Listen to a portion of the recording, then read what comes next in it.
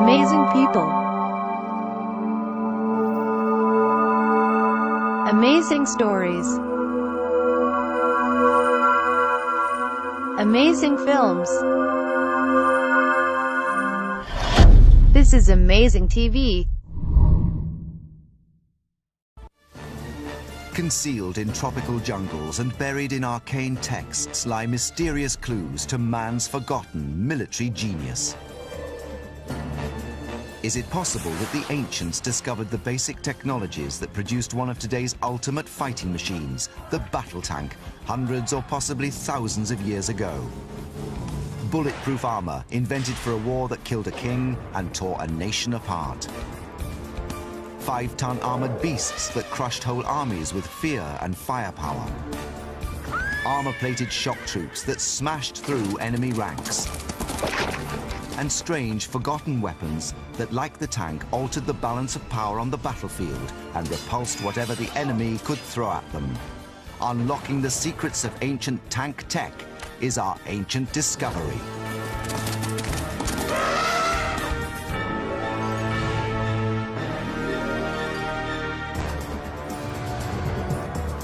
The tank is built for aggressive attack, extreme mobility, and resolute defense. A frontline weapon in conventional warfare, it's considered a modern invention. But evidence recovered from the ancient world suggests that man has always strived to create weapons with the tank's basic attributes. While the tank was invented in the 20th century, the ideas behind the tank, mobility, protection, and firepower, go back to the beginnings of organized warfare.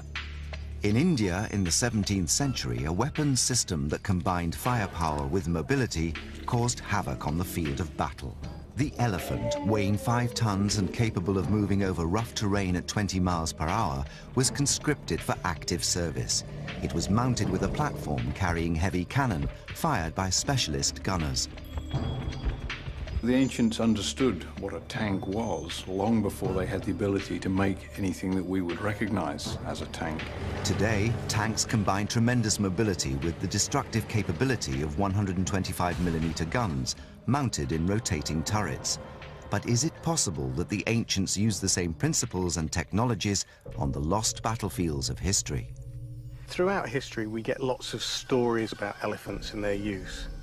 But in a document from 1616, we get a really exciting, intriguing eyewitness account of elephants being used in an unusual way. In 1616, a British traveller called Edward Terry reported seeing Indian war elephants armed with heavy guns, 6 foot long and mounted on wooden frames.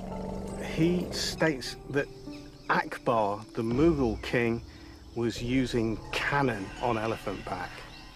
That turns an elephant from a mobile fighting platform and a beast of war, much as a stallion or a battle charger might be, to an animal-powered equivalent to the battle tank. There is some evidence that elephants were used in battle in India as long ago as 1100 BC. Initially, their chief function was to give commanders a better view of what was happening on the field. This is where the Indian kings would have stood in battle. They would have been up on top of the elephant, surveying the battlefield, commanding the position, flying their flags. This is a very powerful way of presenting yourself on the battlefield. Commanders soon realized that elephants could also be used in the front line. Massed in hundreds, they charged down on the enemy. The air was filled with dust and the deafening sound of their trumpeting. The ground trembling beneath their feet, elephants were a truly terrifying sight. The elephants themselves were trained to pick up horses and riders in their trunks and dash them to the ground, to their ruin. They also had their tusks sawn off and fitted with tusk swords, and one such looks like this. This fits on the sawn-off end of the tusk, so that instead of the natural end of the tusk, you have this double-curved blade with a huge, fat, armor-piercing point at the end, which would make a fearsome square wound in anything it hit. Their function on the battlefield was to smash through the enemy general's lines and wreak havoc on his order of battle. They will break the enemy's formation. They will cause chaos in the enemy's front ranks. They will give you an opportunity to cross the ground, to attack the enemy hand-to-hand on your terms. Sometimes elephants carried archers. Such specialist bowmen required years of practice, not to mention a fine sense of balance. But the discovery of gunpowder changed the strategy and tactics of elephant warfare. Between the 16th and 19th centuries, the Indian subcontinent was dominated by one of the greatest states in history, the Mughal Empire, ruled by the Emperor Akbar. Akbar was the third of a highly successful series of Mughal rulers of India. He was around in the 16th century. He was known as a great military innovator. He was driving for technological advantage over his enemies in an effort to hold sway over the vast part of the Indian subcontinent. The British traveller to India, Edward Terry, is specific about the weapon he saw on the elephant's back. This is a conjectural reconstruction of what Terry describes. First, he uses the word gun. Mounting a cannon on its back would transform the way an elephant was used in combat. Each animal would become a mobile artillery unit. The gunner would have a 6-foot height advantage, giving him enhanced range and visibility. Experimental archaeologist John Naylor has arrived in the jungles of Southeast Asia to investigate the advantages and disadvantages of this ancient tank. But before mounting a weapon on the beast, there were other problems to be solved. John is investigating each one in turn. That's it. The first problem was weight. At the time, heavy cast bronze cannon were in general use. The elephant cannon demanded iron, which was 20% lighter than bronze. This is much lighter than a bronze or brass piece, coming in at about 400 pounds. The second problem was the difficulty of reloading. Most guns in the 17th century were muzzle loaders. The gunner had to walk round to the front and shove the powder, wadding and missile down the front of the barrel. Obviously, if you're balanced on an elephant, you can't walk round to the front to ram the charge home and load it. Cannon forged of iron and not cast in bronze can be constructed with a rear opening called the breech. The missile and the gunpowder are packed into a separate cylinder, effectively a giant bullet. This is slotted into the breech, which means you can load the cannon from the back rather than the front. The final problem to be solved before mounting the gun is to work out how to aim it. Elephants can't turn on a sixpence, so to be effective, the gunner would have to aim the gun without changing the direction of the elephant, exactly like the revolving turret on a modern tank. The key to how you aim these is in the swivel and the pintle. Just by having it being able to turn left to right, to pan, and to tilt on this point of balance means you've got lots of flexibility in aiming. But to find out how to aim the elephant cannon in practice, John must mount up. From his lofty position as an ancient elephant gunner, John now appreciates the tactical advantage of this ancient tank. The first thing that's amazing about this is the field of view. I can see for hundreds of yards all around. So for a commander, this is excellent as a command point to actually see the whole layout of the battlefield. This is an awesome weapons platform. To test the targeting accuracy, John has modified his replica cannon to fire paintball rounds. Real explosives and real iron cannonballs cannot be used in case they endanger the elephant or John himself. Practice targets have been laid in a clearing on the edge of the jungle, exactly the same terrain that the commanders of old preferred. Here we go. Yes, that's dead. It's a real learning curve. It's working out the movement of the elephant, the movement of the gun, and the movement of the target in relation to both. John has discovered the knack of the ancient aiming technique. I ended up more like a naval gunner, learning to wait for the point where the gait of the elephant is in line with the target. As a weapon system, I think we've shown that it would have worked, especially against packed infantry. You add in bows and other weapons in there, grenades and all the rest of it, armour everybody up. This thing would have been devastating.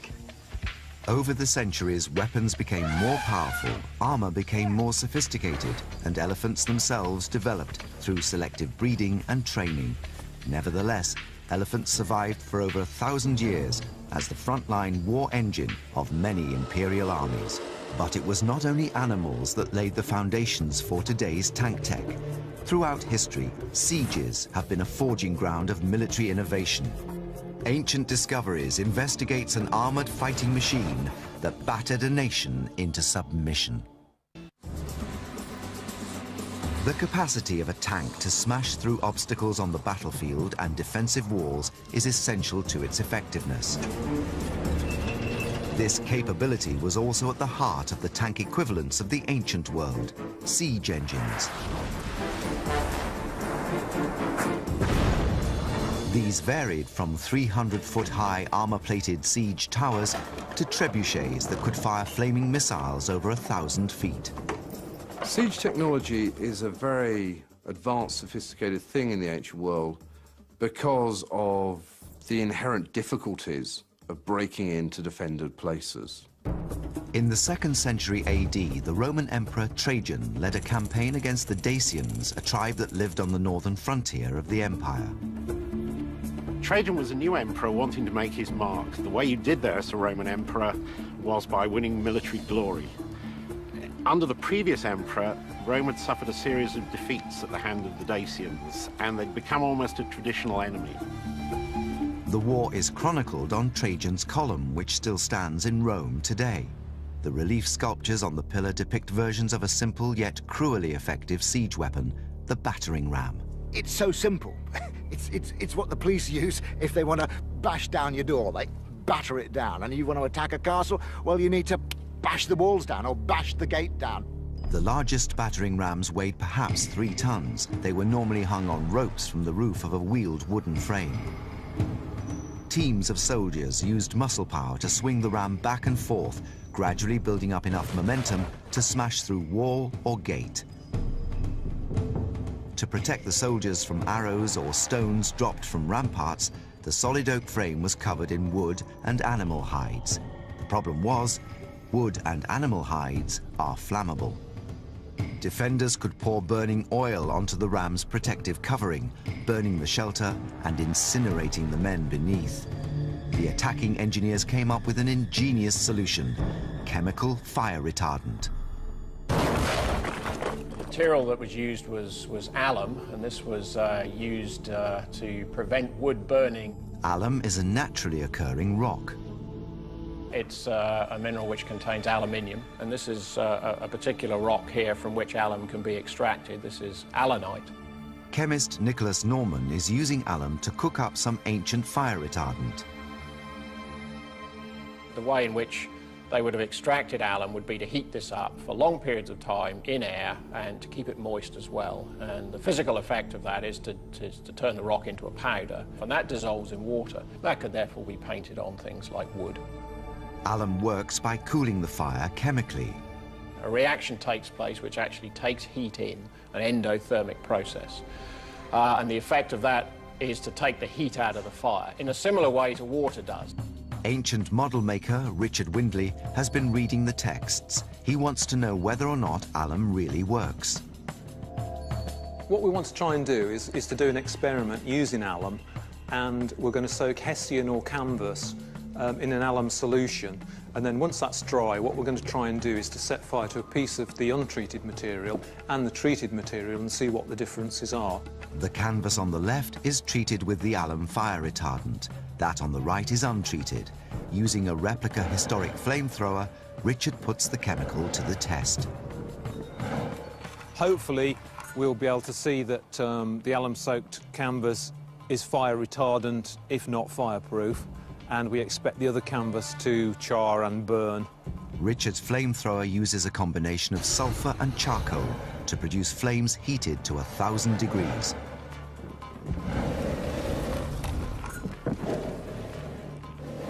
It's just starting to burn. It's not burning very fiercely, but we are getting a definite burn there. It took about 1 minute 25 seconds to get that burning. It's not burning that brilliantly even now, but it's definitely been damaged. How will the untreated canvas compare? That one seemed a lot quicker. We got that one burning in about 27 seconds, and it's actually burning away, so it's fairly evident that this is the actual natural canvas. Fireproofing using alum worked better than anyone expected. It's several minutes now since we applied the flame to the second piece of canvas, and as we can see, it's actually burning away now, and it looks as though it'll keep on burning until it's pretty much gone now. Whereas the first piece, which is the alum-treated one, it's almost extinguished completely. There's almost no further sort of degradation or burning has taken place since we removed the flame. So all in all, this is relatively an impressive demonstration of what was capable using this alum treatment. The superiority of Roman siege engineering resulted in victory after victory. Within 4 years, Trajan destroyed a whole nation. He exterminated the Dacians and repopulated the empty land with Roman settlers and pensioned soldiers. It became known as Rome-ania, and it's still called Romania today. From the Roman siege to the contemporary battlefield, all military engineers faced the challenge of combining firepower and protection with mobility. The medieval equivalent was the knight. This is a trained killer encased in armor, and he is a medieval tank and riding through the front lines of a battle line. The plate armor of the medieval knight is often considered bulky and cumbersome. There is a myth that knights were winched onto horses and lots of people were needed to assist them to their steed. But new discoveries show that the armor of the medieval knight was more advanced and sophisticated than we thought. A training manual written in the 14th century offers intriguing evidence that the fully armored knight was in reality a highly mobile and agile assault weapon. The text is believed to have been written by an intrepid French knight called Boucicaut. He tells us that as part of their rigorous training, knights in full armor practiced leaping onto the backs of their horses, climbing walls, and even performing backflips. When you put a suit of armour on, it can be quite restrictive for the first time. It's very heavy, and as soon as that helmet comes down, it's very claustrophobic, and if you're not used to it, it's very, very daunting at first. So knights used to train religiously in order to get, used to it before they went out on the battlefield. The secret of how the plated body armour allowed knights such freedom of movement was articulation. Articulated armour is steel armour that joined together with rivets to enable the wearer to be encased in armour, yet still move freely. It's very important that the plates are very close together. Full movement can be maintained during combat without failing. The metal joints and rivets in full plate armour mirror the joints in our bodies, so that they move smoothly with the actions of the knight as he moves. Actually, wearing the full plate armour, you are still very agile, and you can still do pretty much anything any normal man can do. Expert horseman Carl Ude Martinez is preparing for the ultimate demonstration of the knight's agility, the joust. On a joust, you need to be able to really move quite well. You've got to be able to control your horse. But not only are you holding the reins in your left hand, you've also got a 12-foot lance in your right hand. A full suit of plate armour worn by soldiers in the 14th and 15th centuries weighed on average about 60 pounds. This is lighter than that which a typical soldier carries into battle today. For the joust, this light military combat suit was often reinforced with heavier, bolted-on protective plates. Your midriff is protected by the biggest part, the chest and the back. That joins together with a strap. Then the cuirass is this bit here, the lathe bit, which enables you to sit in the saddle and is very articulate. That protects from your waist down, basically, and the tops of your thighs. And then I have leg armour on the bottom. As we move up to the top here, as you can see, my shoulder and my elbow protection is in two parts, enabling me to move my arm around. If it was in one part, I'd find it very hard to move this left arm. The most minutely articulated parts of the armour were the gauntlets or gloves.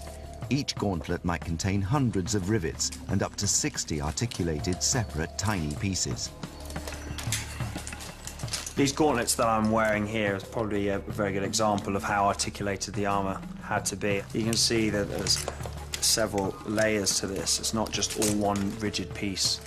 Fingers had to be very mobile in order to clutch hold of weapons, swords, reins. You can see there's about 10 lathes there, and you can see I can move these very, very easily. The skills of war were also those of the joust.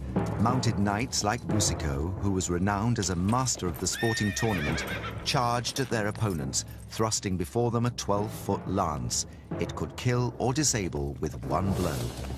Judgment time, I guess. I'm going to be galloping at 15, 20 miles an hour in a straight line with a 12-foot pole. Somebody else is going to be doing exactly the same, so we're going to collide at 30 to 40 miles an hour. The impact is going to be strong. Now it's time to put my trust in the armour that the knights wore in the medieval era. The medieval lance was 12 to 14 feet in length. It was made of wood, usually ash or oak, and had a sharp metal tip made of iron or steel. Its origins are as old as military horsemanship itself. It began as a heavy spear designed to kill enemy horses and their riders. But for sporting tournament jousts, the head of the lance was fitted with a crown-shaped metal cap instead of the lethal point.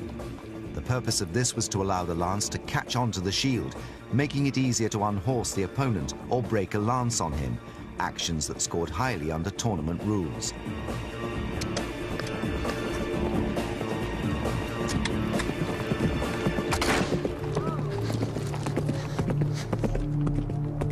I can move at quite fast speeds in this armour. You know, you really forget about it, and your main focus is on the target coming towards you. I'm able to move my body, take my lance across, and I'm able to get my shield out. So I'm actually very mobile in the saddle. The combination of the protection afforded by fully articulated body armour with weapons like the lance, together with the speed of the horse, turned the knight into a formidable attack weapon on the battlefield. Used against foot soldiers in open combat, the knight in full armour reigned supreme for several hundred years. By the end of the 15th century, the armourers had cracked it completely. They could make beautifully articulated armour of steel plate, fully hardened and quenched, of the very finest imaginable quality. And if you could afford it, you could be safe on the battlefield from all the weapon systems that were around. The armour plate was so beautifully articulated that when NASA began to research the hard-shell spacesuit for the first moon landings, they looked to the 15th century armourers for their inspiration. Although armour plate did not go into space and astronauts found other more advanced materials, the story of plate armour is not over. In recent years, patents have been filed in the United States, and the American Department of Defense is once again investigating articulated Kevlar armour, although the results are still top secret. As with every successful military innovation, articulated armour's supremacy on the battlefield was eventually challenged by a new technology, the gun. But as we will see, the armourer's response was ingenious. The medieval world's answer to the gun was bulletproof armour. New X-ray photographs will solve the mystery of how ancient engineers created this life-saving military gear. Amazingly, they reveal that the technique is identical to that used on a modern tank. Today's armoured fighting vehicles are protected by duplex armour, in which two layers of metal combine to absorb or fragment the impact of projectiles. In front of me, I'll have two slabs of armour, which improve the ballistic protection from incoming projectiles. As time moved on, we discovered using heavier and heavier slabs of armour would just take away the effectiveness of the vehicle itself, making it slower, harder to handle, less effective generally. So we started to use composite armours made up of several different layers of different materials, air gaps, or materials such as glass or ceramics, because essentially they're lighter. But duplex armour is a much older concept, one that, in fact, dates back over 300 years. In England in the 17th century, an arms race decided the fate of the monarchy. A war was fought between the royalists, who supported the king, and the parliamentarians, who supported a republic or commonwealth. The English Civil War left 850,000 dead in battle. In the main, the high death toll resulted from two deadly weapons, the crossbow and the gun. The standard issue gun from the 15th to the 19th century was the musket. Guns have been around on the battlefield since the middle of the 14th century.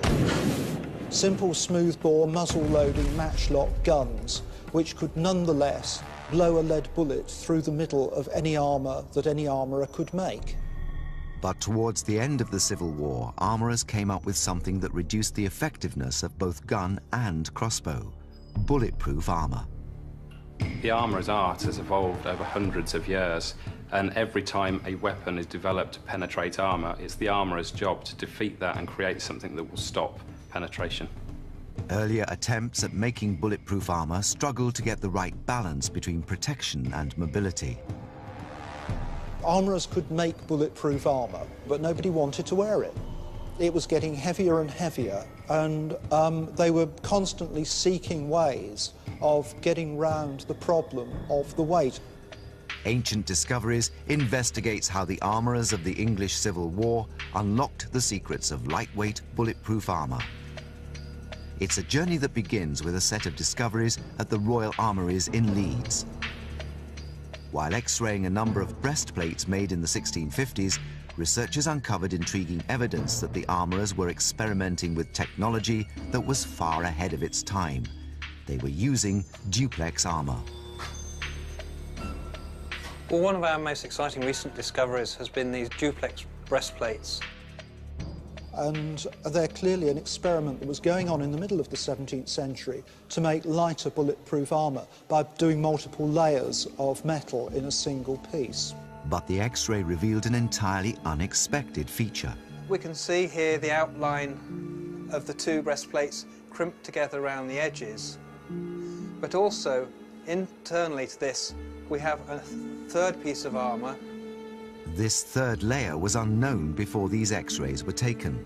And this is actually part of a pikeman's leg arm. It's what's known as a tasset. We can still see the rivet holes in there that help us to identify its function. The breastplate is reinforced by leg armour, astonishing proof that English armourers were using triplex systems. But because of the lack of ballistic data from the period, the true effectiveness of duplex and triplex armour against 17th century firearms remains unknown. We have no ballistic data about shooting bullets at these things because the problem is that we don't really want to shoot bullets at historical objects and destroy them. And I suspect the manufacture of replicas and testing of those, as close as we can to the real thing, might be the best way forwards. Martin Bavin, a replica armourer, is doing exactly that. Using the same tools and materials that were available to English Civil War armourers, he is recreating the tank-like armour system. The armour that we're recreating, I would say, bears a lot of resemblance to the modern armour used on tanks today. It's obviously evolved a long way and they're using much finer materials, but in principle, the techniques and the idea is the same. To counter the increasing power of firearms, armourers sought ways to make metals stronger. The repeated heating, hammering and cooling of ferrous metals like iron changes the crystalline chemical structure into a much smoother one. This renders the metal harder, tougher and more flexible. The process is known as tempering. We've got here the inner layer, the central layer, replicating the pikeman's tasset that we can see on the X-ray, and then finally the outer layer. The final piece weighs 10 pounds. It's 17 inches high and 13 inches wide, very similar to the Leeds breastplate. We've built this armour as closely as we can to the original from the illustrations and the X-rays. Weight-wise, I think we've got it around the same kind of weight, so hopefully the metal is thick enough. The armour has been brought to a ballistic testing facility at Cranfield University in Bedfordshire, where it will be tested against the firepower of a musket and a crossbow. This crossbow is actually a goat's foot lever crossbow. To load the crossbow, you need to put the goat's foot lever on the top.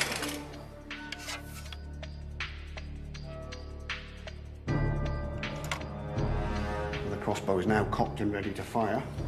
And you place the bolt on the crossbow, and away to go. The goat's foot device uses a lever which enables the warrior to draw a more powerful bow, double the power of many ordinary bows, up to 350 pounds of draw strength.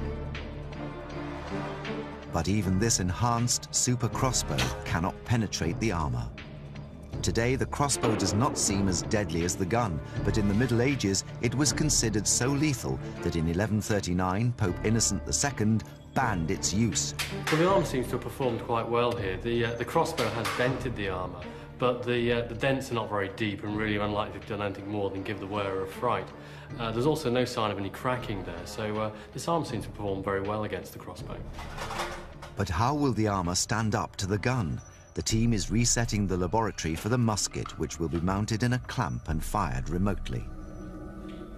We've got in front of us here today a matchlock musket from the first quarter of the 17th century, still in use up until roughly the 1640s, 1650s. It's called a matchlock because it's ignited by a piece of glowing match cord in the serpent here, touching loose powder in the pan, causing chemical reaction in the barrel, and then we get the projectile coming out of the end. The team will fire a 20-bore iron musket ball out of the 42-inch barrel using 2 grams of gunpowder, the same measure of powder used by musketeers in the Civil War. With this amount of gunpowder, the musket has less kick than a modern gun. It could easily be fired from the shoulder.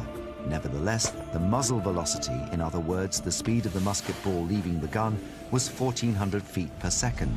Although deadly if you were hit at close quarters, the musket was not accurate, and its effective range was little more than 100 feet.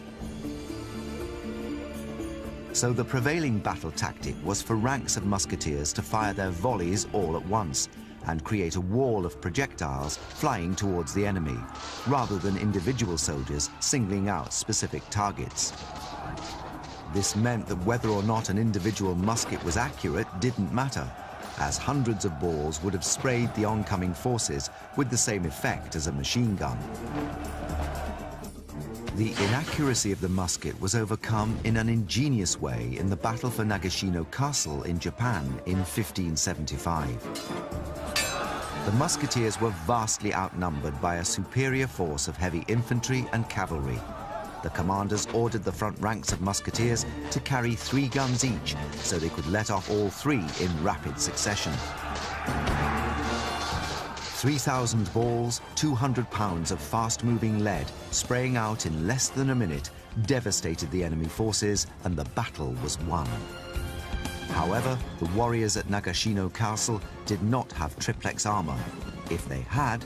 The ball hit the target, and it took away 1 layer of the metal and pushed the other 2 layers into the body. Now that gave us quite a big bash, quite a hole, but it didn't penetrate. We've still got 2 layers of steel that have withstood the charge. The massacre at Nagashino would have been prevented had they had English Civil War triplex armor.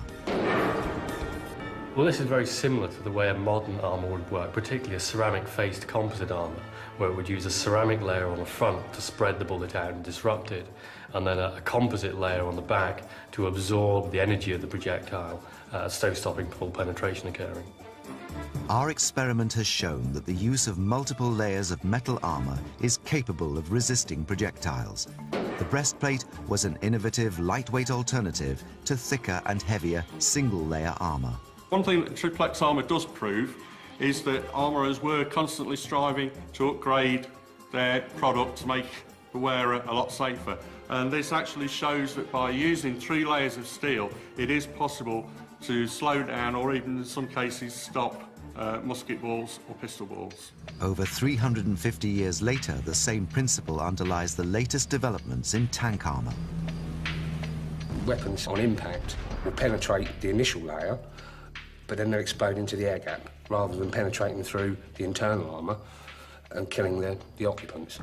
However, advances in armor construction could not counter the threat of every new type of missile. Ancient Discoveries investigates a rocket-based weapons system that would not look out of place on today's battlefield. The ancient world's answer to the modern anti-tank missile. In the 3rd century BC, Alexander the Great conquered almost all the known world.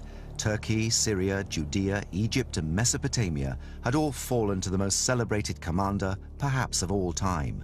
But in 326 BC, he came face to face with a new threat, the ancient tank. When Alexander's conquest runs across into India, he comes across the kingdom of Porus, and he meets elephants in battle for the first time.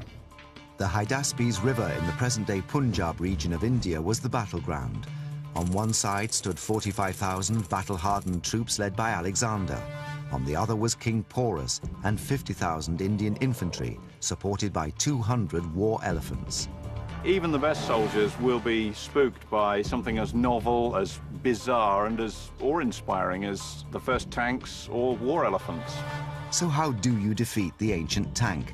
The Shahnameh, a manuscript written in the 11th century by the Persian poet Firdausi, suggests that Alexander used an extraordinary weapons system. There's a wonderful Farsi poem which says that Alexander the Great defeated Porus's war elephants by building large numbers of iron horses, which he filled with naphtha and then set on fire. However, other sources report that it was Alexander's tactical brilliance and the heroism of his soldiers that won the day, not the burning of iron statues. He wins the battle, and the elephants then come back into post-Alexander Hellenistic warfare. Alexander had achieved what all commanders demand of their anti-tank weapons: to disable the weaponry, pierce the armor, or bring the whole attack to a complete halt. The ability to take out the enemy's main firepower has always been paramount to winning the battle. If the enemy doesn't have his mobile firepower in his tanks or his elephants, he hasn't got the backup for his infantry on the ground. Therefore, you have a higher chance of winning the battle. But Alexander's victory came at a high cost. The 12,000 casualties he incurred from Porus's war elephants left his forces unable or unwilling to fight on in order to complete their invasion of India. But a precedent had been set. War elephants could be defeated. Elephants are unusual creatures, really, to use in battle. They don't like the atmosphere of the battlefield. They don't like the screams.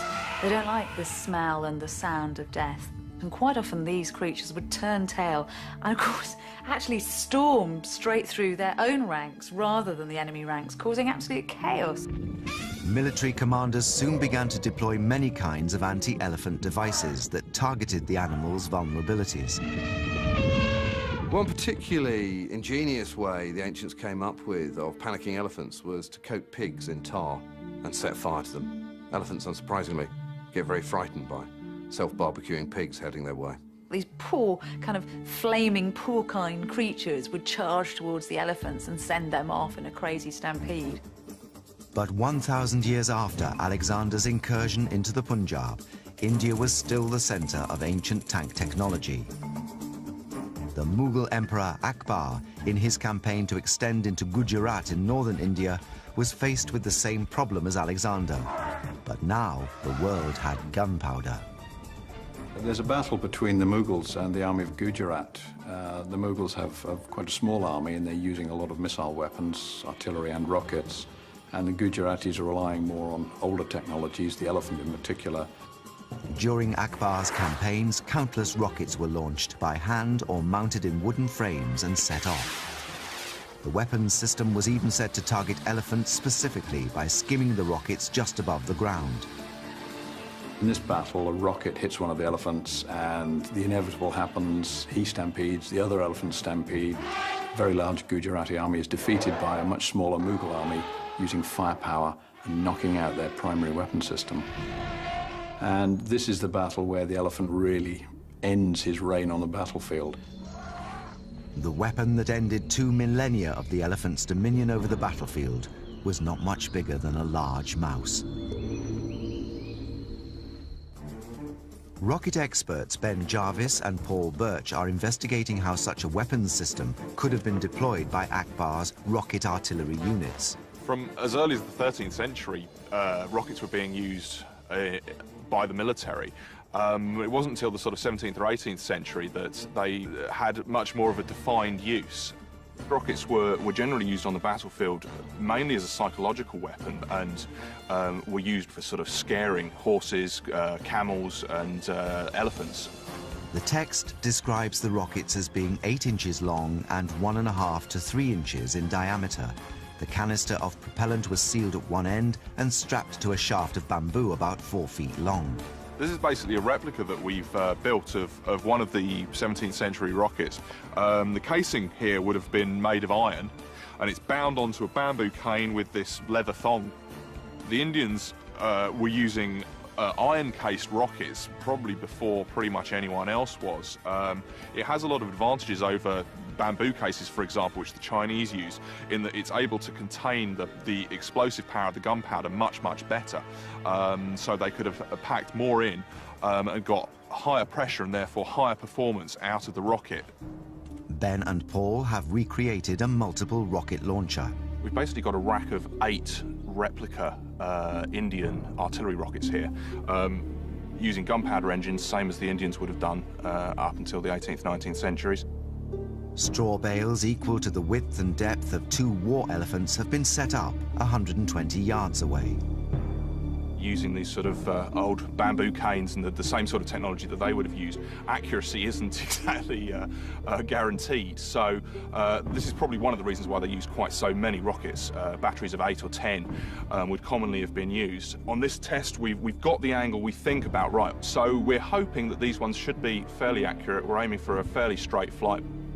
How will the weapons system that ended the reign of the war elephant behave under test conditions?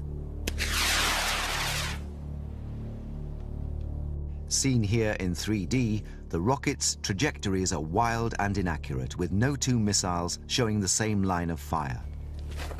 But just as the ancient engineers must have found, testing the war elephant destroyer involves refining and endless retakes. We're going to do another test of a single rocket this time. We've picked one that's got quite a straight stick. We've lowered the angle about another 5 degrees, so we're going to have another go, see if we can actually get it to hit the target. Despite the team's recalculation of the angle the launcher should be set at, they're still finding it difficult to hit the target. Did the Indian rocket men know something that Ben and Paul have yet to find out? The texts that we have about these Indian artillery rockets tell us that they were actually able to sort of hit targets with different diameter rockets and do calculations to work out what elevation. Having done all these tests today, if nothing else, it proves that they must have really known what they were doing, because it's proven a lot harder than I thought it was going to be to actually hit a target, even from fairly close range. The team has now set the launcher at 12 degrees. They hope the straighter line from launch to target will give better results.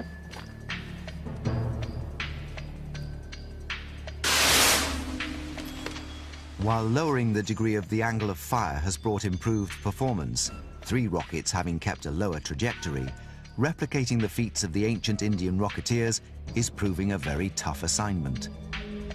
After firing more than 25 rockets, the team has decided to move the weapons system closer in to a range of 80 feet. Firing at closer range finally brings success. Well, we finally managed to actually hit the target. If nothing else, we've learned today that these rockets really probably were very, very inaccurate, and in terms of actually hitting a fixed, let alone a moving target, it would have been very, very hard for them. If you're firing hundreds of them at a time, it only takes one of them to go even near a horse or an elephant, and the effect would have been devastating. At this close range, the terrified Indian soldiers would have had to wait until the elephants were almost upon them before firing. Just like today, tank battles then were fought with technology, but won by the bravery of men. I think there are brief moments when the elephant is the tank of the ancient and medieval world, but they're very brief because the innovative thinking of people like Alexander the Great, the Mughal emperors like Akbar, they very quickly realize that they have to neutralize this advantage which the enemy has, and they do so. From fearsome armed elephants to bulletproof armor, the ancients' arms race to produce the most sophisticated assault and defense systems revolutionized the way wars were fought. Wherever the battle was waged, every general has called on his engineers and armorers to give him the upper hand in the conflicts that have shaped history. Ancient Discoveries has uncovered weapons technologies that not only defined the ancient world, but also laid the foundations for the machines that dominate the battlefields of today.